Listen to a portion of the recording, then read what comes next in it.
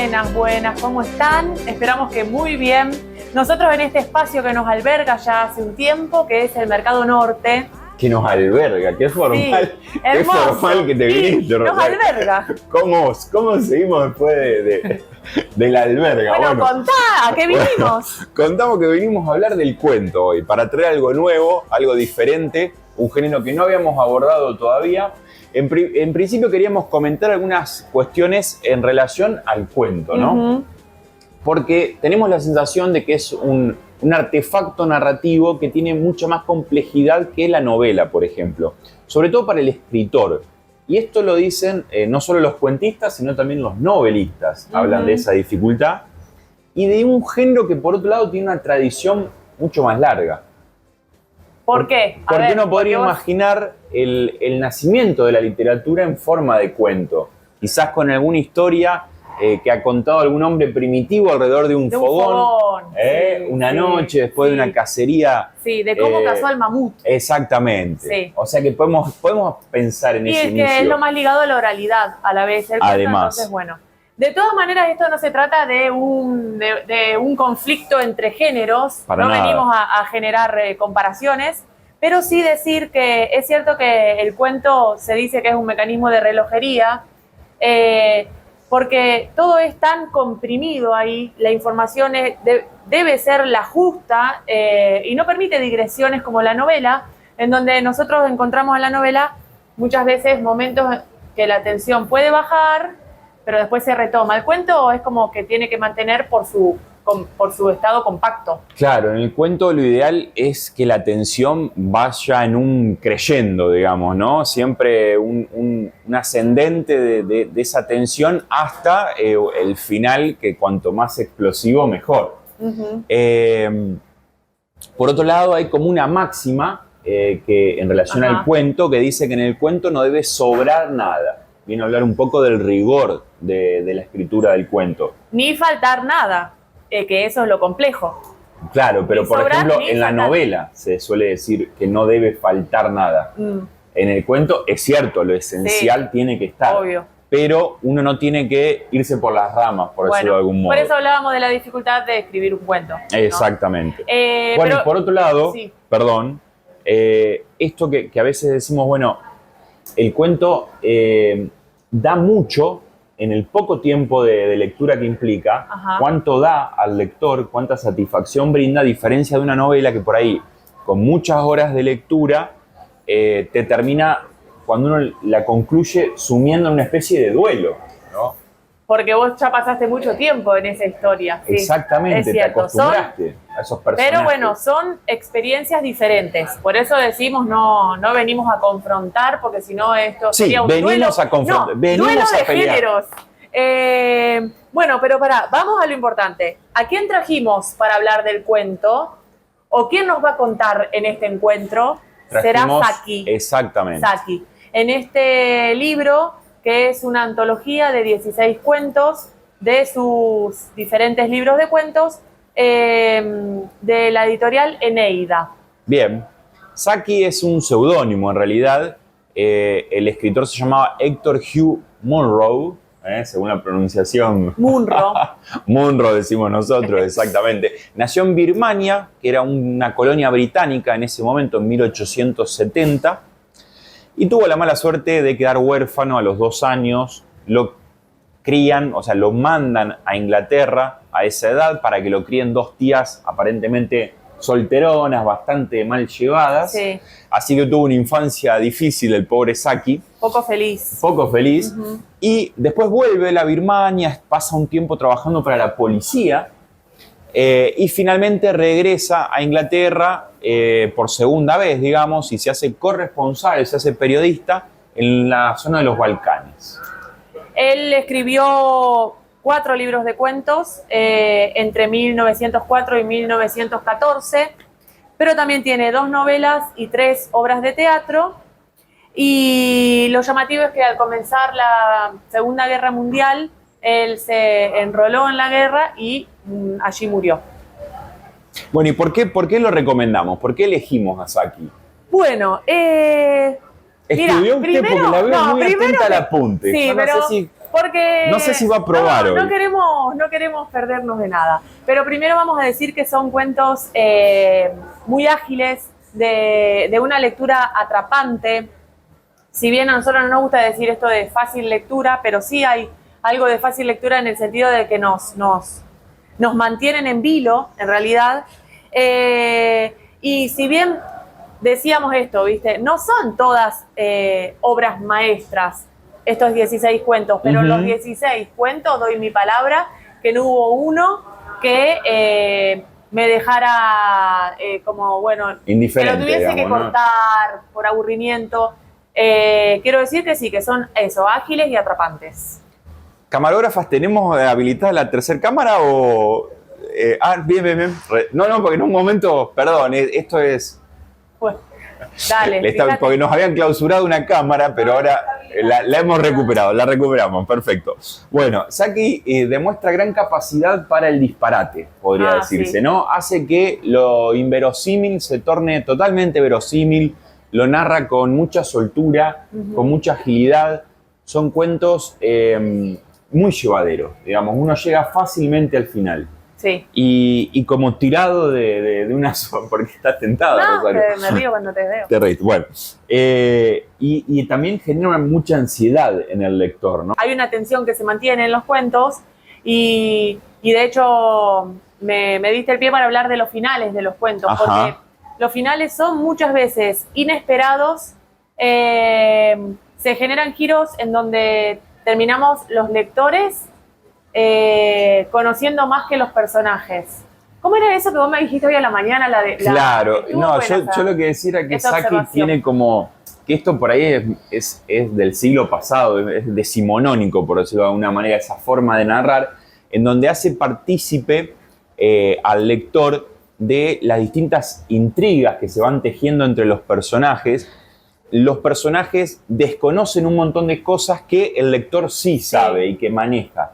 Creo que la narrativa contemporánea se ha ido volcando más hacia una especie de secreto de sumario para con el lector, y los personajes manejan mucha más información. Tienen mayor independencia, parecería, ¿no? Tienen más independencia, más distancia. Y creo que el manejo de la situación en los personajes hoy está en los personajes. Y quizás estos son más marionetas armados para nuestro gusto, claro, ¿no? Para nuestro gozo. El narrador contemporáneo creo que tiene mucho menos en cuenta al lector en ese sentido. Es como que no le importa ir dejándolo afuera, esa exclusión de algún modo es bienvenida. Sí, porque nos genera una lectura activa. Partícipes, claro. Pero bueno, creo que ahí hay una diferencia con la narrativa de un siglo atrás. Bien, nos corrimos de Saki y volvemos ahora. Volvemos. Vamos al primer relato. El primer relato, que se titula El narrador de cuentos, que tiene que ver con la experiencia del viaje en tren y de cuando te tocan chicos ajenos en la butaca de enfrente, digamos. Pero hacés un reclamo del tren. Sí, no, lo que decíamos es que nos han quitado la posibilidad de viajar en tren. Ajá. A la generación nuestra. Entonces, ¿no? Ahora le hablamos a los políticos argentinos. Sí, a ver si nos pueden recuperar el tren, porque qué romántico que era viajar en tren. Sí. Imaginamos, porque ya nacimos con los trenes desmantelados. Bueno, en el primer relato que se llama El narrador de cuentos, va una señora en tren con sus sobrinos que están densos en el tren, sí, bueno, hermoso, son insoportables. Y la señora les empieza a contar un cuento aburridísimo, moralizante, de una niña buena que por ser buena tiene premios. Escucha esto otro viajero que es testigo de todo eso, entonces se mete y dice, no, yo voy a narrar un cuento, y les narra otra cosa, corriéndose absolutamente de lo moralizante. Y bueno, y esa narración es bienvenida. Yo creo que desde ese cuento, Saki, que es el que abre el libro Saki ya nos está marcando su lugar, ¿no? Y qué considera que es la literatura. Sí, a partir de ahí vienen toda una serie de cuentos que siempre pegan ese giro inesperado, sí, en el final, que no lo tiene que tener necesariamente todo cuento, no es que todos los lectores de cuentos esperamos que al final explote una dinamita, pero bueno, igual en el creo caso que el narrador de Saki de cuentos es el que menos giro tiene, pero sí marca que que no hay ningún mensaje que la literatura tenga que dejar, eso. Que la Exactamente. literatura no debe cumplir ninguna No es función. moralizante, Sí. claro. Bueno, hay algunos cuentos que podría decirse que quizás la mayoría comienzan de un modo más tradicional en cuanto a una narración lineal de la historia que respeta los hechos cronológicamente, pero hay algunos otros cuentos que creo que son los que más se ¿A han vos lo que más te destacado, gustaron? Sí, los que a mí sí. más me han gustado, pero creo que la crítica en Sí, general también, coincide, sí. como Laura o como La Ventana Abierta, que comienzan in media res, es decir, ya con el escenario totalmente planteado, y eso de algún modo es como que lo mete al lector por la ventana. Sí, las cosas ya habían empezado a funcionar. Uno empieza a ser testigo cuando la historia ya está en autos. Y muchas veces pasa que por ahí uno cree que el conflicto viene por un lado y, bueno, Saki termina saliendo totalmente por la tangente, que también está buenísimo ese efecto sorpresa, y no tiene reparos en pasar del humor a lo terrible, digamos. Te mueve sin ningún Todo el tipo tiempo, de sí. prurito. Es porque el humor pareciera que está empapando todos sus cuentos, pero de un modo muy natural, muy natural. Incluso ahí hablábamos de cierta equivalencia con el humor de Oscar Wilde. Sí. Wilde En ciertos giros. En ciertos giros. Sí.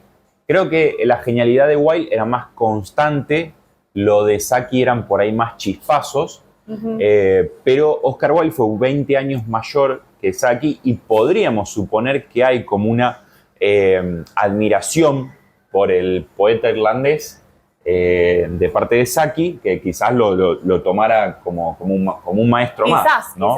Quizás. Mira, de hecho, ya que mencionamos el cuento Laura, que sí, realmente es un cuentazo. Yo voy a contar esto, no lo había leído a ese cuento y bueno, vos me lo recomendaste, así que agradezco esa recomendación, que bueno, cuando nos recomiendan literatura.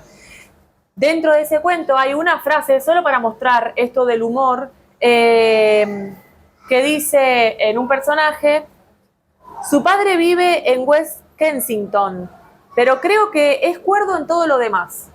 Entonces, Sí, ¿cómo es esa cuestión irónica que aparece muy sutil? Eso es muy de Wilde. Acá me había quedado otra frase de otro cuento que se titulaba Gabriel Ernesto, se titula, es el último de la serie de este libro, y decía: se encontró envuelto en el desusado proceso de pensar antes de hablar.